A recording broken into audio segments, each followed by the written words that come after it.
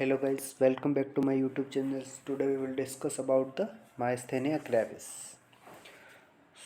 myasthenia gravis होता क्या है? तो सबसे पहले अपन बात करते हैं इसकी डेफिनेशन की. Myasthenia gravis is an autoimmune disorders affecting the myoneural junction. ठीक है, तो ये एक ऐसी ऑटो इम्यून डिसऑर्डर है जो किसको अफेक्ट करता है? मायोन्यूरल जंक्शन. अब मायोन्यूरल जंक्शन क्या होता है अपन आगे डिस्कस करेंगे. ये characterized by degree of weakness of the voluntary muscle. जो वॉलेंट्री मसल्स हैं उनके अंदर कितने डिग्री वीकनेस हुई है. ठीक है, तो उस कंडीशन को अपन बोलते हैं माइस्थेनिया ग्रेविस. एक तरह के से मसल्स वीकनेस है ना. सबसे ज़्यादा होता है लेडीज़ के अंदर, वुमन के अंदर. इसके अंदर क्या होता है, जो खुद के एंटीबॉडीज़ होते हैं वो एसिटाइल कोलिन रिसेप्टर को अटैक करते हैं और उसको डैमेज कर देते हैं. उसकी वजह से माइस्थेनिया ग्रेविस होता है. अब बात करते हैं अपन न्यूरोमस्कुलर जंक्शन. एक ऐसा जंक्शन कि इसमें पूरा प्रोसेस होता है कि कैसे अपना मसल्स का कॉन्ट्रैक्शन होता है ना, और कैसे इम्पल्स वगैरह जाते हैं. और एक्चुअली में न्यूरोमस्कुलर जंक्शन होता क्या है? न्यूरोमस्कुलर जंक्शन जो है वो एक ब्रीज जो होता है ना उसकी तरह काम करता है. और ये कहाँ होता है? ये नर्वस सिस्टम और मस्कुलर सिस्टम जो होता है उसके बीच में होता है. बहुत माइक्रो स्ट्रक्चर होता है. ठीक है, इसके थ्रू क्या होता है, जो कॉन्ट्रैक्शंस का प्रोसेस है, मसल्स का कॉन्ट्रैक्शंस का प्रोसेस है वो इसके थ्रू होता है, जिसके अंदर से न्यूरॉन्स करवाते हैं, है ना, पास होते हैं. न्यूरॉन्स जो होते हैं उनके इम्पल्स पास होते हैं उसके थ्रू, ब्रीज के थ्रू. अब अगर इस न्यूरोमस्कुलर जंक्शन में अगर कोई चेंज आ जाए तो उसकी वजह से क्या होगा, जो मसल्स, स्केलेटल मसल्स हैं, उनका जो कॉन्ट्रैक्शन हो रहा था वो इम्पायर्ड होगा, वो डैमेज होगा. ठीक है, अब इसकी ईटियोलॉजी मतलब कैसे ये डैमेज होते हैं. तो माइस्थेनिया ग्रेविस के अंदर क्या होता है, जो रिसेप्टर होता है मसल्स का सरफेस के ऊपर होता है. जो एसिटाइल कोलिन जो रिसेप्टर होते हैं वो कहाँ होते हैं? मसल्स के सरफेस के ऊपर. अब ये डिस्ट्रॉय होते हैं किसके थ्रू? डिस्ट्रॉय कौन करता है इसको? एंटीबॉडीज जो होते हैं वो डिस्ट्रॉय कर देते हैं. ठीक है, that prevent normal muscular reaction from occurring. इसका कोई पॉजिटिव फैक्टर नहीं होता है, लगभग अनहोन होता है. लेकिन कई बार कहते हैं कि अगर कोई जेनेटिक डिसऑर्डर है, अगर पेरेंट्स के अंदर कोई जेनेटिक डिसऑर्डर है तो उनके जीन के थ्रू कभी चाइल्ड्स में या उनके बच्चे के अंदर ट्रांसमिशन हो सकता है.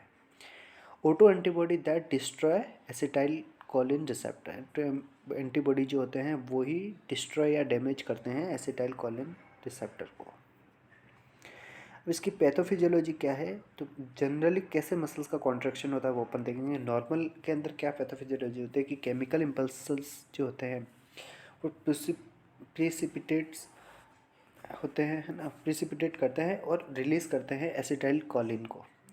कहाँ से रिलीज होता है? वेसिकल से, ऑन द नर्व के टर्मिनल के वेसिकल्स होते हैं, वहाँ से एसिटाइल कोलिन जो होता है वो रिलीज होता है.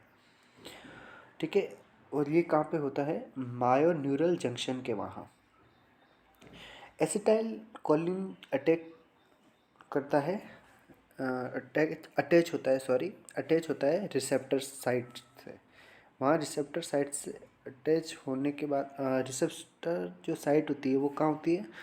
On the motor end plate. Motor की जो एंड प्लेट होती है वहाँ पे होती है. उसके बाद अटैच होने के बाद ये क्या करता है? स्टिमुलेट करता है मसल्स के कॉन्ट्रैक्शन को.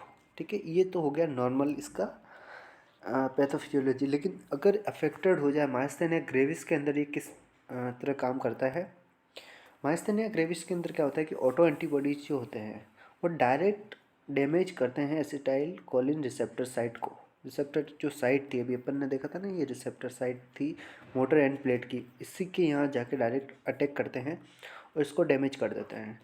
अगर ये डैमेज हो जाएगी तो क्या होगा? Transmission of impulse at myoneural junction. जो ट्रांसमिशन हो रहा था वो बंद हो जाएगा. तो बंद होने के बाद क्या होगा? जो इम्पल्स होंगे वो पास नहीं होंगे. अगर पास नहीं होंगे तो मसल्स का कॉन्ट्रैक्शन नहीं होगा, मसल्स रिलैक्स ही रहेगी. अब इसके क्या क्या सिम्टम्स हैं सबसे पहले क्या होता है कि इंक्रीज होती है मसल्स वीकनेस इंक्रीज होगी क्योंकि कॉन्ट्रैक्शन हो ही नहीं रहा है ना।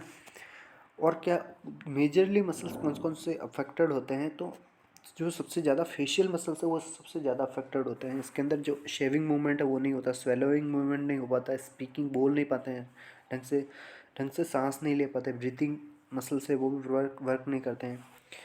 ठीक है। वीकनेस इंक्रीज्ड बाय एग्जर्शन से वीकनेस जो है और ज़्यादा बढ़ती है। ठीक है। अगर ज़्यादा रेस्ट करेंगे, कोई भी मूवमेंट नहीं करेंगे, कोई कोशिश भी नहीं करेंगे, तो उसके साथ साथ क्या होगा, वीकनेस और बढ़ती जाएगी। एक्स्ट्रा ऑक्यूलर मसल्स वीकनेस मतलब जो आई की जो मसल्स हैं, आईलिड्स मसल्स वगैरह, वो भी सारी वीक हो जाएगी, जिससे टोसिस इस प्रेजेंट होगा। मतलब टोसिस का मतलब बार बार अपर वाली जो आईलिड है वो बार बार नीचे की तरफ गिरेगी, आँख खोलने में बहुत ज़्यादा दिक्कत हो सकती है। Head head extension and flexion weakness हो जाएगी, है ना। और मसल स्ट्रेंथ, इसके अंदर क्या देखेंगे, मसल्स की जो स्ट्रेंथ है वो बहुत ज़्यादा लो हो जाएगी। इसमें क्या है, फेशियल मसल्स वीकनेस हो जाएगी, बल्बर मसल वीकनेस हो जाएगी, लिम्ब मसल वीकनेस होगी, रेस्पिरेटरी मसल वीकनेस होगी, ओकुलर मसल वीकनेस होगी। अब इसको डायग्नोसिस कैसे करें, सबसे पहले पेशेंट की हिस्ट्री लेंगे। ठीक है। कोई दूसरी और कोई प्रॉब्लम तो नहीं है ना, वो हिस्ट्री लेंगे, फिर फिजिकल एग्जामिनेशन करेंगे, फिर ब्लड एनालिसिस करेंगे। ब्लड में अपने को क्या दिखेगा, जो एसिटाइल कोलिन रिसेप्टर का जो लेवल है वो थोड़ा सा एलिवेटेड दिखेगा। एंटी मसल स्पेसिफिक काइनेज जो होगा, एंटीबॉडी है, भी उसका टेस्ट करेंगे। ईएमजी करवाएंगे फॉर माइस्थेनिया ग्रेविस के लिए, जिसके अंदर जिसमें डिटेक्ट कर पाएंगे कि कितना इम्पार्ट हुआ है नर्व से मसल्स ट्रांसमिशन के अंदर, कितना डैमेज हुआ है। सीटी स्कैन कराएंगे, एमआरआई कराएंगे, जो शो करेगी थाइमस इनलार्जमेंट हो रहा है या नहीं हो रहा है, या बहुत ज़्यादा तो नहीं हो गया है ना। ट्रीटमेंट की बात करें तो इम्यूनोसप्रेसिव थेरेपी देंगे। ठीक है। जिसके अंदर अपन कहते हैं प्रेडनिसन देंगे, एजिथियोप्रिन देंगे, है ना। एसिटाइल कोलिन एस्टिडेज इनिबिटर्स देंगे। उसके बाद फर्स्ट लाइन थेरेपी, जिसके अंदर मेडिसिन होते हैं टेंसिलोन, वो देते हैं, जो इनिबिट करती है break down of acetyl choline. जो ऑटो एंटीबॉडीज़ हैं वो क्या कर रही है, ब्रेक डाउन कर रही है एसिटाइल कोलिन को। तो टेंसिलोन देने से क्या होगा, उसको रोकेगी ये वाली मेडिसिन जो है ना।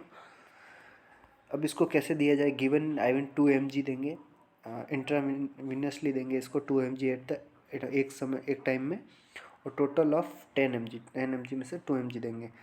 देने के 30 सेकेंड्स बाद अपन ऑब्जर्व करेंगे पेशेंट को कि कुछ इम्प्रूव हो रहा है स्ट्रेंथ के अंदर या नहीं हो रहा है। इम्यूनोग्लोबिन थेरेपी देंगे। ठीक है। कॉर्टिकोस्टेरॉइड देंगे, जो क्या करेगा, to suppress the immune systems और डिक्रीज करेगा प्रोडक्शन ऑफ ऑटो एंटीबॉडी का। Thank you. This is a video for educational purpose, so don't use the drugs without consult doctor. Thank you.